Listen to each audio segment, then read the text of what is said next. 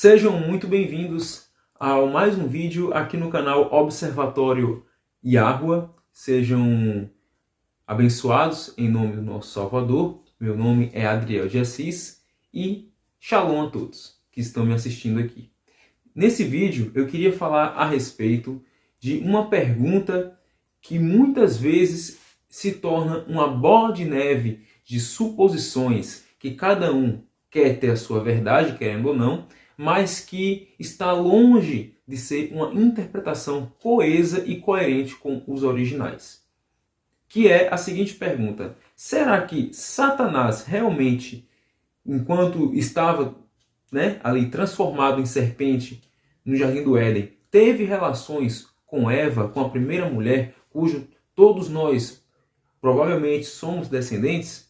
Isso é uma pergunta que muita gente tem debatido ultimamente nas redes sociais. Teólogos, biblistas, estudiosos originais e assim como eu, que estudo a Bíblia aí desde os meus 9 anos, tenho tido essa dúvida recentemente. Para mim, ora, isso nunca foi dúvida.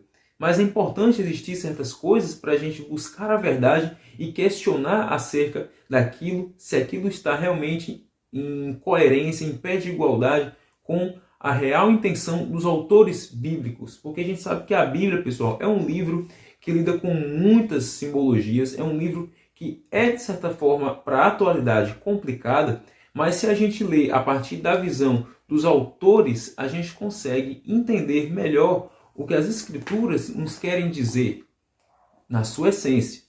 Porque não adianta eu ler e entender por mim mesmo e dizer, eu entendi, o Espírito Santo me revelou. Isso entra em uma discussão em que eu estou com a verdade e o outro que diz que está com o Espírito Santo, que interpreta diferente de mim, está num erro, no engano, na mentira. E isso não é condizente com um caráter cristão. Temos que ter humildade antes de analisar qualquer coisa e dizer se eu estou certo ou se o outro, o meu próximo, está errado. Aparentemente, essa pergunta pode parecer fácil de responder, mas essencialmente ela não é, porque mexe com muitas coisas da Escritura que, interpretada de uma maneira equivocada, melhor dizendo, pode causar, sim, várias impressões, várias conclusões de quem está lendo a mesma coisa. Então, o que é que a gente pode fazer para trabalhar a resposta dessa pergunta da melhor maneira? Simples. Essa pergunta ela vem a partir de que ideia, de que hipótese, de que observação? Ela vem a partir de algumas partes da Escritura, em que podemos utilizar a palavra conhecer, no quesito de conhecimento, para coabitar, no sentido de ter relação sexual. Vemos isso lá no capítulo 3 de Gênesis, quando a mulher, ela enganada pela serpente, come do fruto proibido e também divide para o seu marido Adão, que era o primeiro homem naquele momento e ela a primeira mulher. Só tinham eles no Jardim do Éden. Paraíso esse o qual Deus os colocou para que fossem fecundos e multiplicassem a sua descendência e assim o mundo fosse povoado de acordo com a vontade de Deus. Mas acontece que depois desse evento catastrófico em que o pecado entrou no mundo, o ser humano se corrompeu. Mas esse pecado era uma semente que Eva, ela por ter relação com a serpente, a serpente plantou essa semente nela e todos nós somos filhos desgarrados de Deus e por isso nós nascemos pecadores. Será mesmo que isso é verdade? Será que essa é a melhor forma de explicar esse fato ocorrido nas Escrituras? Bem, quero dizer a vocês que antes de explicar tudo isso, essa relação entre conhecer e copular, coabitar, a gente vai analisar primeiramente duas coisas. Letrinha A. Esse pensamento não é novo, apesar de parecer. Esse pensamento ele já veio aí, quem sabe, de textos medievais como o Alfabeto de Cira, que eu já falei aqui no canal sobre isso, um Escavando na Verdade, sobre a questão de Lilith, se ela foi a primeira mulher de Adão ou não, que eu já disse que não tem base alguma judaica, bíblica, para condizer com essa interpretação de que ela era a mulher de Adão antes de Eva ser criada, Eu já expliquei isso aqui. Então, é um texto medieval, um texto posterior às Escrituras, que interpreta um certo entendimento de acordo com um autor que quer simplesmente satirizar ou fazer piada com os textos bíblicos. Não estou dizendo que a intenção de quem pensa isso seja essa, mas alguns textos que podem ser inspirados para essa interpretação podem ocasionalmente ter essa primeira intuição na parte de composição dessa ideia. E a partir do momento que eu escrevo algo, eu tenho uma intenção, eu tenho uma ideia em transmitir aquele pensamento. Então, alguns textos aí espalhados na literatura popular, ou, quem sabe, épica, podem ter influenciado esse pensamento. Mas acontece que hoje o foco é maior a Bíblia. Então, aí a gente entra na letra B, letrinha B. Qual é esse outro ponto que eu gostaria de salientar aqui antes de dar finalmente uma resposta salutar? Tudo que acontece para a gente ficar com dúvida acerca das Escrituras, acerca da Bíblia Sagrada, acerca daquilo que cremos, pessoal, não devemos levar sempre como algo ruim. Muitas vezes isso é bom existir heresias, é bom existir algumas mentiras, algumas inverdades, equívocos também, para a gente buscar a verdade e querer saber melhor sobre aquilo. Será que aquilo é isso mesmo?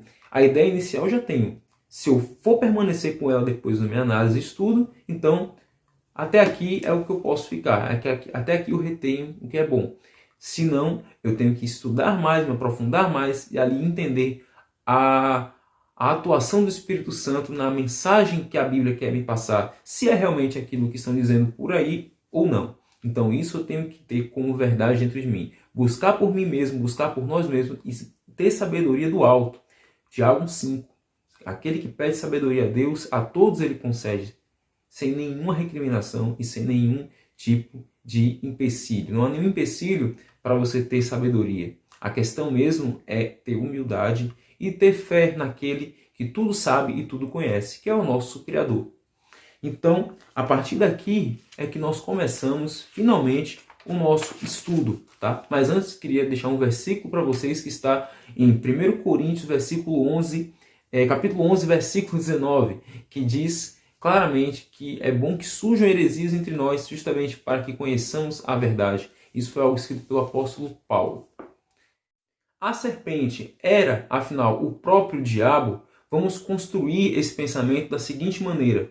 Como, Adriel? Indo para as Escrituras. Eu vou ler aqui o livro de Jazar, que está no terceiro volume dos apócrifos e pseudoepígrafos da Bíblia. O livro de Jazar ele é um dos livros de fonte escriturística confiável da tradição judaica, em que tem o mesmo peso que as Escrituras pelo tempo de composição e também daquilo que se trata no seu conteúdo, como também o livro dos Jubileus. A gente tem outros textos como o livro de Enoque, que eu já fiz uma série aqui comentada, capítulo por capítulo. Se você tiver interesse, vá lá na minha playlist sobre o livro de Enoque e assista vídeo a vídeo sobre os capítulos de Enoque que eu comentei aqui no canal. Fiz vídeos comentando o livro, lendo junto com vocês e disponibilizei ele em PDF também, tá bom? Então vamos lá. O livro de Jazar, no capítulo 1, eu posso ler pela Bíblia, você pode me acompanhar pela Bíblia, mas eu prefiro que ler com vocês o livro de Jazar, no capítulo 1, dos versículos 7 até o 14, justamente porque ele é mais simples na narrativa sobre a criação do homem no jardim e também o pecado que aconteceu lá no Éden, lá, o engano da serpente, tá bom? Mas você pode ler pela Bíblia também, porque está da mesma forma. Só que a Bíblia é mais detalhada. Jazar ele é mais simples e eu vou ler através de Jazar para explicar essa primeira pergunta. Se o diabo era a serpente, sim ou não. Para a gente construir nossa ideia até chegar na conclusão de se Eva realmente teve relação com o Satanás e Caim foi o primeiro filho da serpente. Isso a gente vai adentrar aos poucos. Capítulo 1 do livro de Jazar, versículo 7, que diz assim: E o Senhor Deus tomou Adão e sua esposa e os colocou no jardim do Éden para que o cultivassem e o guardassem. E ele lhes ordenou: De toda árvore do jardim comerás, mas da árvore do conhecimento do bem e do mal não comerás, porque no dia em que dela comeres, certamente morrerás. Versículo 8. E quando Adão os abençoou e instruiu, partiu deles, e Adão e sua esposa moraram no jardim, de acordo com o mandamento que o Senhor lhes ordenara. E a serpente que Deus tinha criado com eles na terra foi a eles para incitá-los a transgredir o mandamento de Deus. Aqui eu dou uma pequena pausa, porque se a gente for analisar o que o texto diz, a gente vai começar a pensar, então era uma serpente comum ali. Tanto é que Adão e Eva não recriminam ou não acham estranho, a partir de Eva, que tem primeiro contato com a serpente falar. Porque segundo a tradição antiga judaica, essa minha forma de observar as escrituras, existia já no jardim um hábito comum dos animais falarem. Os animais falavam. Depois do pecado do homem, que a natureza se revoltou contra a natureza que Deus criou, a natureza inteira se revoltou contra ela mesma e o homem sentiu, com o tempo, esse impacto do seu pecado, os animais deixaram de falar. Então é essa visão que eu acredito que está ligada à tradição judaica, que ela é mais antiga mesmo do que o próprio Cristo, do que as tradições rabínicas, né? E isso me traz uma certa explicação do porquê Eva ela não recrimina aqui a serpente quando ela fala com ela. Né? Parece para a gente uma coisa até meio mitológica, mas se a gente for olhar direitinho, não é, segundo o contexto daquela época. Versículo 10. E a serpente instigou e persuadiu a mulher a comer da árvore do conhecimento. E a mulher deu ouvidos à serpente e transgrediu a palavra de Deus. E aproximou-se da árvore do conhecimento do bem e do mal. E ela comeu e deu também a seu marido. E ele comeu com ela. E Adão e sua esposa transgrediram o mandamento que Deus lhe ordenara. E Deus o sabia. E sua ira se acendeu contra eles, e Deus os amaldiçoou. Versículo 12. E o Senhor Deus os expulsou naquele dia do jardim do Éden para cultivar a terra de onde foram levados. E eles habitaram ao leste do jardim do Éden. E Adão teve relações com sua esposa Eva, e ela deu à luz 2 filhos e 3 filhas. Ela chamou o primogênito de Caim, dizendo: conquistei do Senhor um homem. E o outro chamou Abel e disse: na vaidade nós viemos à terra, e na vaidade seremos retirados dela. Vê, esse pensamento ele é totalmente coerente com os ensinos mais tradicionais e mais também profundos acerca dos textos judaicos e dos textos bíblicos, do ponto de vista que Jasar ele resume muito bem essa questão. Se fosse para ser algo que desse a gente a entender que houve uma relação ali no quesito sexual, poderíamos adentrar nessa questão com maior facilidade, com maior simplicidade através do texto bíblico. Mas não é isso que vemos aqui. Vemos aqui algo consecutivo, algo que não precisa se atender tanto ou se atentar tanto a um evento que aconteceu aqui específico. Mas podemos nos aprofundar melhor no quesito de que isso aqui foi algo que aconteceu devido ao pecado, à rebelião do homem, ao sentimento do homem, não o que aconteceu ali no jardim, no quesito sexual, no quesito de fazer algo. Vemos aqui que Adão transgrediram o mandamento de Deus e assim eles foram amaldiçoados, depois tiveram filhos. Em momento algum, está dizendo que foi tido relação de Eva com a serpente, mas está dizendo aqui que Adão teve relações com sua esposa, relações é mais de uma, e teve 2 filhos e 3 filhas.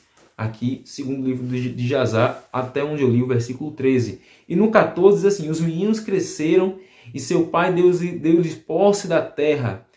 E Caim era um lavrador na terra e Abel um guardião de ovelhas, um lavrador de ovelhas, um cuidador de ovelhas, né?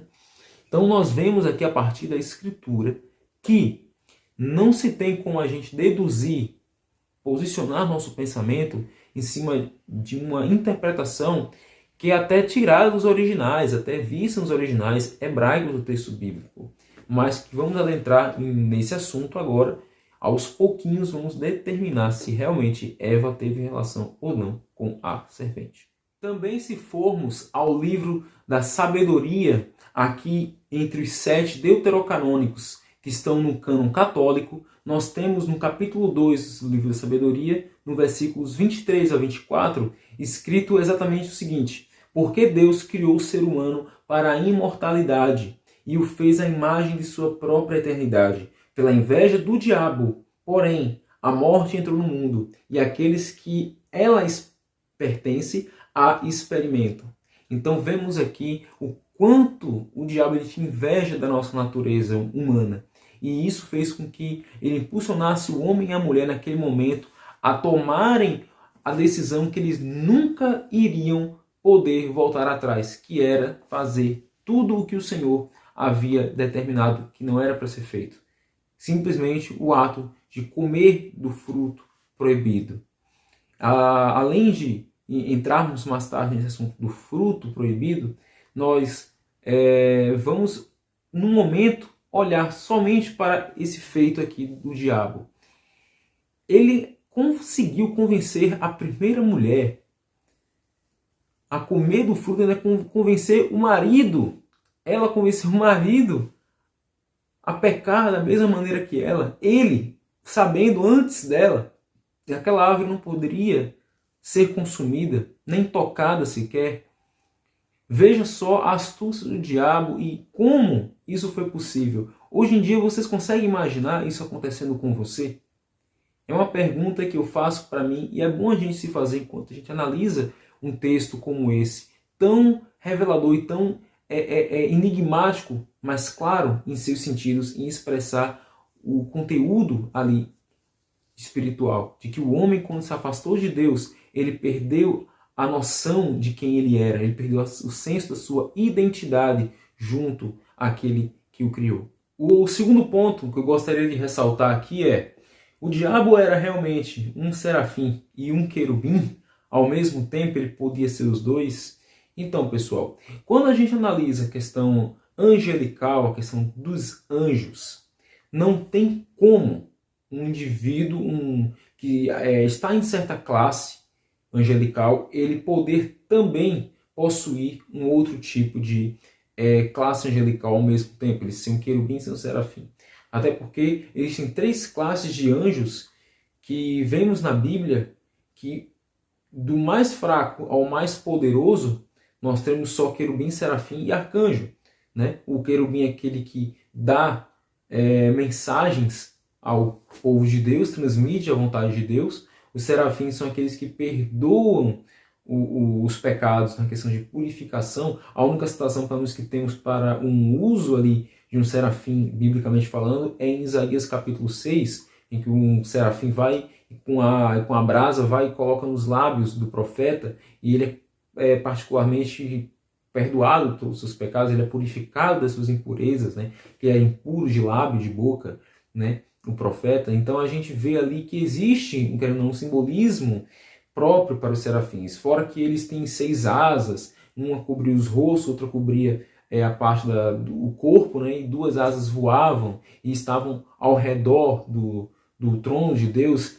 Então me faz crer que Satanás ele estava próximo ao trono de Deus, com base também de outras referências bíblicas que eu posso trabalhar até em outros vídeos, mas que nesse, para não ficar muito longo, eu posso somente resumir que Satanás ele era um serafim, devido não só ao termo hebraico, seraf, né? Parece com a expressão serpente no hebraico, serpente abrasadora, flamejante ou algo do tipo, mas também porque são anjos que conhecem a natureza da santidade de Deus e sabem como corrompê-la. É essa a questão. Eles estavam tão ligados a Deus que o diabo entre elas ali, o antes chamado Lúcifer, que não é bem o nome dele, mas vamos chamar pelo nome como está no original da Bíblia, é Satã, ou simplesmente diabo, mas que vem do grego diabolos, né? Então é um termo que a gente pode utilizar de diversas maneiras para aplicar a Satanás, é o termo serafim. Já querubim é um termo que a gente vê aqui em Ezequiel, capítulo 28, que está ligado, na verdade, ao rei de Tiro. Não está nem ligado diretamente a um ser espiritual, mas sim a um ser humano, a um rei que se colocava no seu coração em um status de orgulho muito maior do que, na verdade, ele se encontrava aos olhos de Deus e da humanidade. Então, se a gente lê aqui no capítulo 28 de Ezequiel, do versículo 14 ao 15, está escrito assim: fiz de você um querubim protetor de asas abertas. Você ficava na alta montanha de Deus, passeando entre pedras de fogo. Desde quando foi criado, você era perfeito em todos os seus passos, até que se encontrou maldade em você. Então vocês estão percebendo aqui que o que Ezequiel está retratando é de um ser humano, é de uma pessoa, porque se formos ao versículo 1 desse capítulo, no contexto, não lendo versículos isolados, a gente vê o seguinte: a palavra de Yahvé veio a mim nesses termos: filho do homem, diga ao príncipe de Tiro, veja, assim diz o Senhor Yahvé, ao príncipe de Tiro, ao rei de Tiro, entende? E Tiro é uma cidade de Sidom. A linguagem bíblica não trabalha dessa forma. Se esse texto fosse atribuído também a Satanás. Por quê? Porque um rei local, que na história nunca dominou mais do que 10 nações, não pode ser atribuído a Satanás, porque Satanás ele é tido como o rei do mundo, porque o mundo jaz no maligno, segundo Paulo afirmava no Novo Testamento. Também o diabo ele está ao derredor do mundo, lá no livro de Jó, Jó capítulo 1. E aqui nós temos a imagem de um rei que dominava só um povo local, que eram os fenícios, que tinham cidades-estados independentes, e Tiro é a mais poderosa entre aquela cidade. Logo, eu não posso colocar aqui a figura de querubim, embora às vezes os querubins nas citações bíblicas tenham 6 asas, igual aos serafins, mas asas e capacidades é uma coisa que é muito relativa na Bíblia, muita suposição acerca desses seres, né? Na questão de como a gente pode caracterizá-los, pode localizar, isso aqui é um querubim, isso aqui é um serafim. É muito complicado a gente usar esse tipo de dinâmica na Bíblia Sagrada, mas para atribuir a Satanás, eu tenho bases bíblicas para que esse texto aqui ele não é atribuído ao diabo. Como a gente já viu aqui, né, no versículo 14, fiz de você um querubim protetor de asas abertas. Então aqui está dizendo que ele é um querubim protetor, talvez de coisas sagradas, coisas de Deus e coisas divinas, né, no quesito de que ele foi um homem colocado naquela posição para utilizar aquele poder que ele teve para a glória de Deus e usurpou para si próprio. Se a gente for também na Bíblia do Peregrino, que é uma das melhores traduções em língua portuguesa, o versículo 14 aqui, na Bíblia do Peregrino, né, capa dura, se a gente for ler, diz assim: eu te pus junto a um querubim, protetor de asas estendidas, estavas na montanha sagrada dos deuses, entre pedras de fogo passeavas. Então vocês estão vendo aqui que te pus junto a um querubim, ou seja, eu coloquei você em uma posição privilegiada junto de mim. Não quer dizer que eu te fiz um querubim, entendeu? A tradução aqui ela está muito melhor do que a tradução ali que eu li da Palavra Viva, né, edição pastoral, que é de linguagem mais simples. Essa aqui é a linguagem mais complicada, mas aqui traduziu mais correto, né? Então vocês estão percebendo aí que não tem como o diabo ele ser um querubim, né? Isso é uma interpretação que se coloca nesse texto de uma maneira até um pouco, digamos assim, anacrônica, né? Desonesta com o texto bíblico. Se a gente então for para o terceiro ponto aqui da nossa lista de tópicos que refutam essa ideia de que o Satanás teve relação com Eva no Jardim do Éden, é que conhecer não é o mesmo que ter relações sexuais com alguém. Porque se nós formos para o original hebraico, alguns casos, realmente, a palavra conhecer vai ter sentido de coabitar, que é a expressão yadá. Mas se a gente utilizar a expressão yadá no hebraico para determinar conhecimento do ponto de vista de saber e experimentar na prática, ele é utilizado muitas vezes. No livro de Gênesis, ele é citado apenas 3 vezes, o termo iada, para conhecer no sentido de ter relações sexuais. Mas a partir de Gênesis 4:1. Então, no capítulo 3 de Gênesis, a gente não pode dizer que ali conhecer, quando a Eva come do fruto do bem e do mal, é uma expressão para, ter relações. É uma coisa que não faz sentido. Comer, experimentar de algo, está escrito literalmente no hebraico que foi comer, eles comeram do fruto. Não tem como ter várias árvores ali e entre várias árvores eles tinham várias opções de relações sexuais e aquela era mais proibida. Pessoal, né, por favor, não faz muito sentido essa colocação no texto bíblico, né? Fugir um pouco até da lógica, né? Não faz sentido. A gente, quando estuda o hebraico, a gente tem que colocar o hebraico, o grego, o bíblico, a gente tem que colocar as palavras no seu contexto. Se não faz sentido com o contexto, descarta aquela possibilidade da palavra. Já já no final do vídeo ainda eu vou ensinar como usar o dicionário Strong, que é um dicionário que muita gente quando estuda acaba utilizando eles para fins errados, fins errôneos, porque não sabe usar o dicionário, não sabe nem o que está fazendo muitas vezes. Então eu vou ensinar, mas só no final do vídeo aqui, rapidamente. E fora que a palavra iada no Velho Testamento tem 942 ocorrências.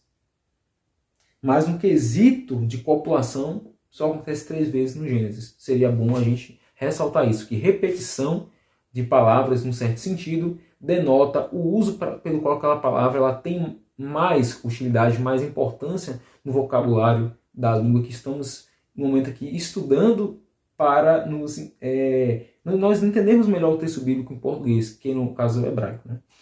Então, se nós formos para a próxima pergunta, que reforça a ideia de que Eva não teve relações com a serpente, quem não estava maduro suficientemente para comer do fruto se corromperia, ou seja, Adão e Eva não estavam prontos para comer do fruto e isso poderia corrompê-los de certa forma se eles comessem daquele fruto ali antes do período adequado para aquele tipo de conhecimento ser acessado. Eu acho isso, de certa forma, até interessante, esse pensamento. Então, sim, procede, porque não faz nenhum sentido árvores no jardim com conhecimento do bem e do mal, com o direito de dar a vida e tirar a vida, que também tinha a árvore da vida no Jardim do Éden. Se você for ler o capítulo inteiro de Gênesis, você chega a esse entendimento, porque Adão e Eva não teriam para que ver aquelas árvores ali e não saber para que elas serviam. Entende? Para que elas serviriam naquele momento? Para eles dois. Seria só para servir de condenação? Não.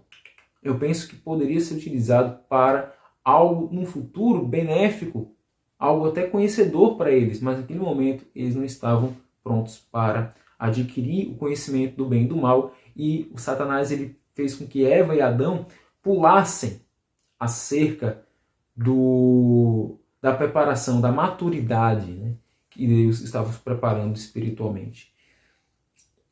E por conta disso desobedeceram ouvindo o diabo. Então eu faço até um comentário aqui sobre o capítulo 2 de Sabedoria, no versículo 24, né, onde eu pontuei, que eu já li agora há pouco, mas eu pontuei a questão aqui de tudo que nos faz experimentar algo antes do tempo nos corrompe. Por isso que criança não pode tomar bebida alcoólica, por isso que um adulto tem que privar a criança de conhecer certas coisas de que nós estamos acostumados, porque senão a criança vai se corromper, ela vai entender de acordo com a mente dela, com o preparo da mente dela naquele momento. E é basicamente isso que aconteceu, pessoal. É assim que eu interpreto a questão do Jardim do Éden, como o jardim da infância, a questão do momento em que nossa consciência estava em um período de engatinho, e a gente não conhecia direito a nosso estado enquanto criaturas de Deus. Mas hoje nós estamos indo rumo à perfeição se nós ouvirmos mais o nosso Senhor Jesus Cristo. Assim nós vamos cada vez mais nos aproximar de Deus na maneira pelo qual Ele queria que a gente se aproximasse dele desde o princípio. Então, se a gente for olhar para a questão também da árvore do bem e do mal, ser um portal para outra dimensão, e o fruto era proibido, porque a árvore era uma energia que corrompia as coisas de Deus, a energia do jardim era boa, a energia do jardim do Éden ela fluía diretamente para Deus, já que Deus descia ali, né, e conversava com eles, né, passeava com eles como uma pessoa, assim como eu, se eu for conversar com você pessoalmente. Era basicamente assim que Deus se manifestava. Era o próprio Cristo que conversava com Adão e Eva. Por isso que Adão diz, depois que ele peca, ouvi teus passos e me escondi, Senhor. Porque o Criador andava literalmente pelo jardim. Então, quando existiu essa questão de que Adão e Eva foram comer do fruto, a árvore do bem e do mal, ela tinha uma energia tão ruim que ela abriu um portal para o mundo espiritual cujo diabo tinha sido banido. Pessoal, algo do tipo assim, né? Bem imaginário. Pessoal, pelo amor de Deus. Pessoal, pelo amor de Deus. Vamos pensar um pouquinho. Isso parece um roteiro de filme, parece que o indivíduo que pensou assim viu o Avatar. Ele assistiu o Avatar e disse, olha que interessante, a árvore de energia, um casal vivendo no meio do mato, de outro planeta, eu vou colocar eles para se conectarem com o mundo espiritual a partir do momento que eles se conectam com uma das raízes ali. Aí o cara colocou na Bíblia como se fosse o fruto. Pelo amor de Deus, pessoal. Por favor, vamos abrir um pouco a cabeça. A gente não pode deduzir muita coisa, que aquilo é verdade, se é totalmente... O princípio que eu parto é hipotético. Eu não posso deduzir isso como verdade. Uma hipótese, uma especulação. Quem estuda filosofia sabe que o campo das especulações não atinge o campo da verdade. Não tem como a verdade ela ser atingida pelo campo das especulações, por algo que é especulatório, algo que é, eu acho que. Entende? Então isso não faz sentido. Outra coisa, a semente da árvore do bem e do mal que a serpente fez com que Eva e Adão comessem e ingerissem do fruto, foi a semente dela mesma. Como se fosse o sêmen do diabo, o sêmen da serpente. Pessoal, não sabemos que fruto era aquele para início de conversa.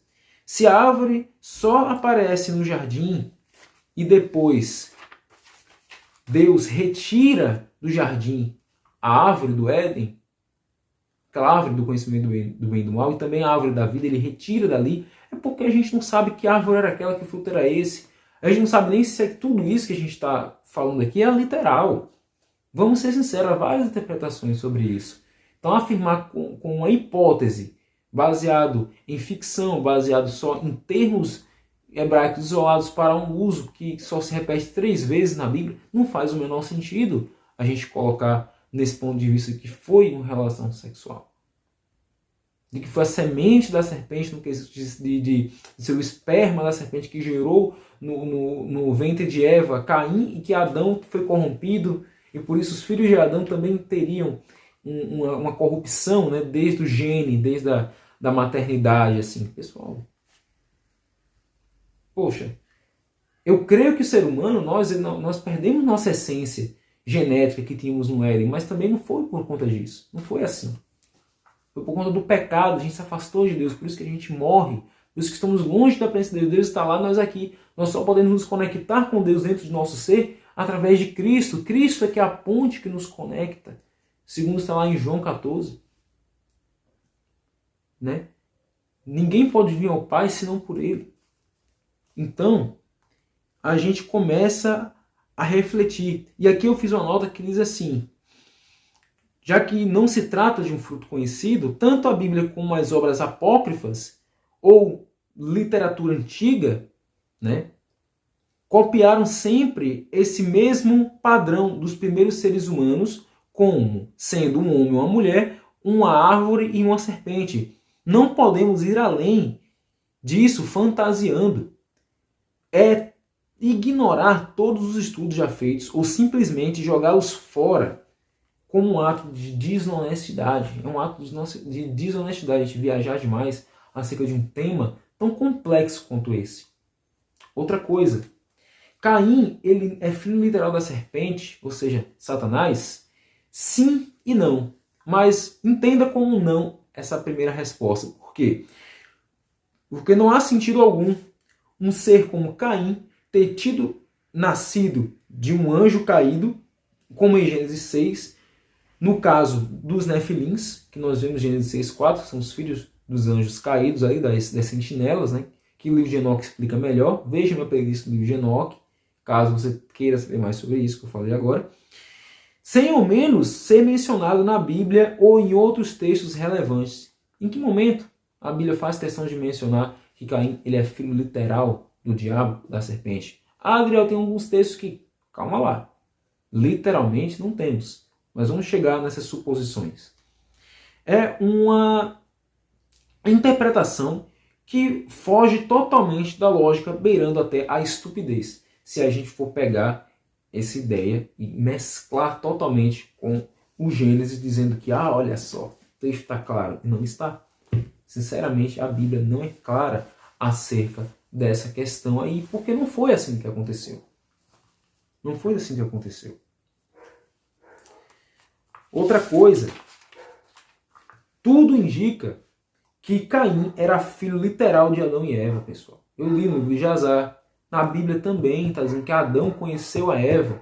Ah, mas tem a expressão que ele diz que Adão ele conseguiu o auxílio do Senhor. Ali foi porque realmente talvez Adão precisasse de ajuda para ter o filho. Ora, era o primeiro filho que ele estava tendo, ele precisava ali de uma ajuda, ele estava vendo ali um filho varão, um filho homem, não tinha pré-natal, então ele descobriu ali que era um filho homem, ele ficou feliz, mas naquela situação ali, para Eva até não morrer, eu acredito que Deus pode ter enviado um anjo para ajudar Adão, só que o texto ele fala de uma forma muito corrida sobre isso, mas não foi um ser espiritual decaído, como dizem que foi Satanás, que teve relações com Eva.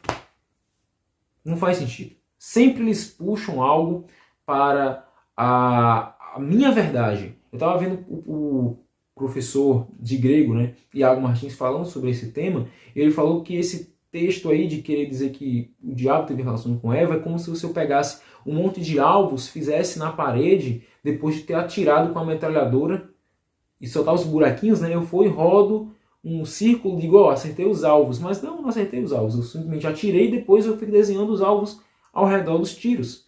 E é basicamente isso que as pessoas fazem quando querem pegar esses textos isolados e utilizar nessa interpretação.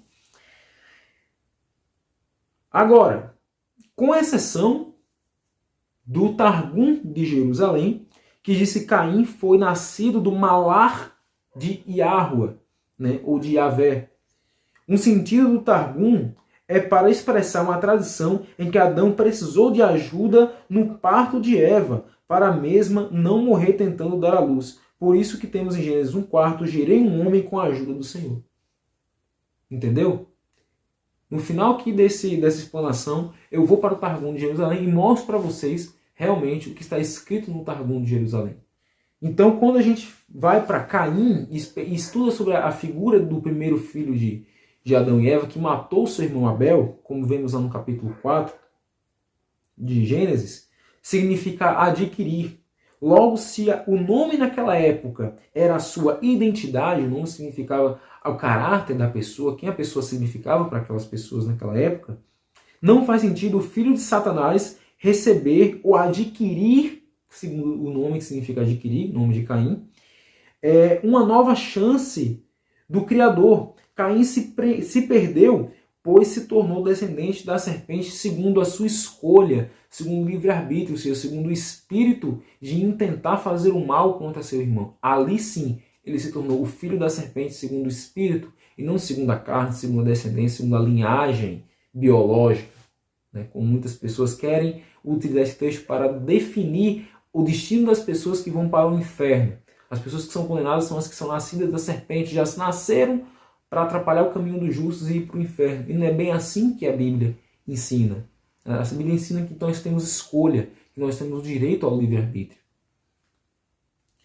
Que garantiu consequências espirituais para ele e sua descendência, sendo um filho espiritual do diabo. É como eu falei aqui, é só você parar e ler a Bíblia. E tem alguns versículos que a gente pode ler sobre isso, eu não vou ler todos aqui, mas se a gente for ler, por exemplo, a primeira carta de João, capítulo 3, versículo 8 a 12, a carta de Judas, capítulo 10, versículo 11, né, fora o próprio livro de Gênesis, está enfatizando aqui de que quem pratica o mal é que é filho da serpente. Aquele que pratica, aquele que está ao encontro do mal, é esse sim que é filho da serpente. E é isso que a gente tem que entender. Aquele que escolhe praticar, aquele que não nasceu. Todos nós nascemos de um fruto espiritual, de uma relação carnal e espiritual do nosso pai e da nossa mãe. E esse espírito que é pré-existente veio até essa terra para habitar, para encarnar, e nós somos espíritos que encarnamos aqui neste plano e estamos esperando ter a nossa ressurreição do futuro. Mas se formos ser ressuscitados, como está lá em Daniel, no capítulo 12, versículo 1, como está lá em Tessalonicenses, capítulo 5, que vamos ressuscitar para a glória eterna ou condenação eterna, está destinado somente para quem escolher ficar do lado certo. Então, a minha colocação sobre esse tema é essa, tá? E para não perder o espírito do vídeo, que é justamente incentivar você a pesquisar e a estudar, eu vou mostrar para vocês aqui uma parte que alguns estudiosos, né, e analistas dessa doutrina de que Adão e Eva, né, foram contaminados pela semente da serpente, que Eva teve relações com a serpente, que Caim foi filho da serpente. Eu vou frisar aqui o Targum de Jerusalém, em seguida vou dar pequenas dicas de como se usa o dicionário Strong, tá bom? Então, pessoal, estamos aqui com o Targum de Jerusalém aberto, traduzido do aramaico para o português, né? E aqui a gente vem para esse primeiro versículo, aqui, essa primeira parte aqui, que eu queria ler com vocês, né? Que diz assim, deixa eu colocar aqui, e Adão conheceu a Chavá, Eva, sua esposa, que ficou grávida de Samael, o Malachá desejável. E ela concebeu e deu à luz a Caim. E ela disse, tenho adquirido um homem do Malar de Yahvé. Então aqui é a Eva que fala, ela disse, né? E não simplesmente Adão que fala. E aqui no Targum de Jerusalém, por conta do respeito, né, o nome do Criador, eles vão colocar só em alguns iudes, assim, que é como se fossem uns apóstrofes, né? Mas, enfim, Malacá é anjo em hebraico, tá? Aqui em aramaico, no caso, mas em hebraico também é a mesma coisa, Malar, né? De Yahvé. Engraçado que bota aqui que ele ficou grávido de Samael, o Malachá desejável. Né? E é uma tradução um pouco difícil, é uma tradução talvez rabínica de uma vertente só, entre várias vertentes judaicas.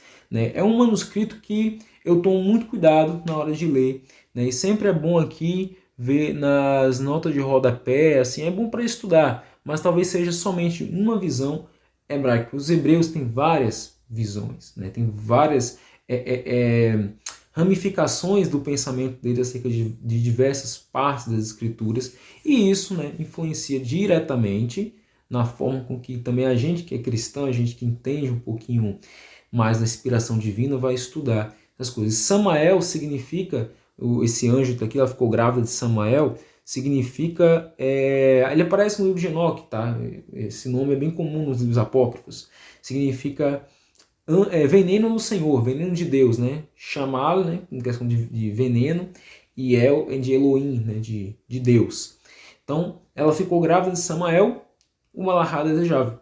Simplesmente não dá para entender, tá assim, não dá para entender. Agora o que eu acho interessante é esse versículo 2, diz assim, e continua a gerar de seu marido, Adão, o seu irmão gêmeo, a Evel, a Abel, que dá a entender que até se você ler pela Bíblia, você vê que é um junto do outro que nasce, né?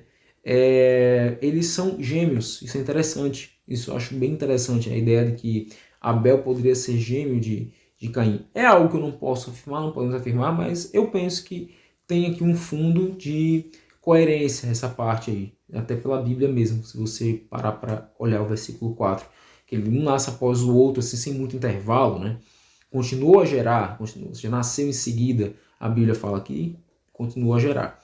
Então, é basicamente isso que eu queria mostrar para vocês, que a partir daqui muita gente estuda e chega a essa conclusão equivocada, mas temos que ter muito cuidado, temos que estudar bastante, temos que realmente confrontar tudo e questionar tudo que a gente vê, pessoal. Nada que a gente escute, a gente estude, 100% vai ser aquela verdade ali. A gente tem que tomar muito cuidado. Eu levei muito puxão de orelha de alguns conhecidos meus que estudam a Bíblia de forma até mais séria que eu, assim, são assim, tops em questão de estudar os originais, o hebraico e grego, muito superiores, né, a mim, na minha forma de pesquisa, de estudo, e simplesmente a gente tem que ter cuidado, a gente tem que ter muito cuidado, tá? E era só isso que eu queria mostrar para vocês acerca do Targum de Jerusalém. Então, pessoal, queria ensinar vocês rapidamente aqui no encerramento de vídeo como a gente utiliza o dicionário Strong, tá bom? Então vamos lá, eu estou aqui no site Bible Hub, tem um aplicativo também, mas eu prefiro entrar no site, que aqui o legal é que dá para você traduzir a página, né, para o português, que ela é uma página só em inglês. Mas o que acontece? Pessoal, quando vai utilizar o dicionário Strong, estou aqui no primeiro capítulo, versículo 1 de Gênesis, né? No princípio criou Deus os céus e a terra e tal, né? Então eu quero ir para a palavra que é criar, né? Tá aqui, criar, né? Opa, tá aqui, criar, que é bará aqui em cima, né? Então eu vou clicar aqui na palavra para ver o significado segundo o dicionário Strong.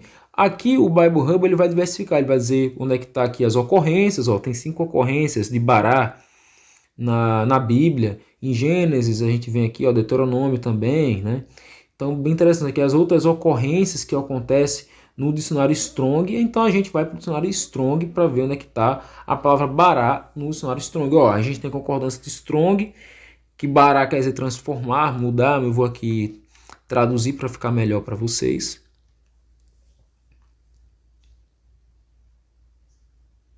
Traduzir a página, pronto. Bará pode ser também, ó, escolha, tá? Ali tá criação no texto, vocês viram? Mas é escolha, palavra original, verbo, moldar, criar, definição, ó. A gente tá aqui. Engraçado que o Bible Hub usa uma ferramenta que poucos analistas dessas teorias malucas aí, como essa de que a Eva teve relação com a serpente, Caim é filho da serpente, é só a gente olhar. É só a gente descer aqui que a gente tem um léxico, pessoal. O que é léxico? Simplesmente é isso aqui, ó. Esse Brown Driver Briggs, ele vai ser exatamente um léxico que vai nos ajudar a saber o uso desse verbo na Bíblia inteira. Então a gente tem como ver aqui, ó, no tempo perfeito, Gênesis 1:1. Então eu sei que está no tempo perfeito, criar no tempo perfeito, vindo que não existia, né? Então já sei o uso dessa palavra sem dar muito arrudeio no capítulo 1 de Gênesis, porque eu vim aqui no léxico que ele me diz onde está o uso da palavra de acordo com os capítulos bíblicos. Vai ter infinitivo, vai ter a forma perfeita, imperativa. Então é só você pegar e pesquisar, pô. Não é muito difícil. Objeto, céu e terra, aqui, ó, pode servir também. Tem vários usos, né? O primeiro uso é esse. Entrei em algum lugar aqui, não devia, deixa eu voltar. Então, assim,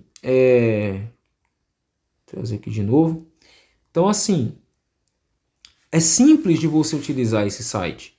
É um site que ele é simples de você utilizar e ele tem, o site oferece, o Bible Hub oferece para vocês, né, essa qualidade de interpretação, de você justamente utilizar o léxico junto com o Strong, porque só o Strong ele é como se fosse um dicionário antigo, ultrapassado, ele só vai te dar o sentido limitado ali daquela palavra que você vai estar procurando. Vai dar um monte de significado para você, mas na hora de você utilizar o uso correto daquele sentido ali, você perde o contexto, como é o caso lá como eu falei, do Yadá. A palavra Yadá não quer dizer sempre copular, ter relação sexual, conhecer a nudez da outra pessoa.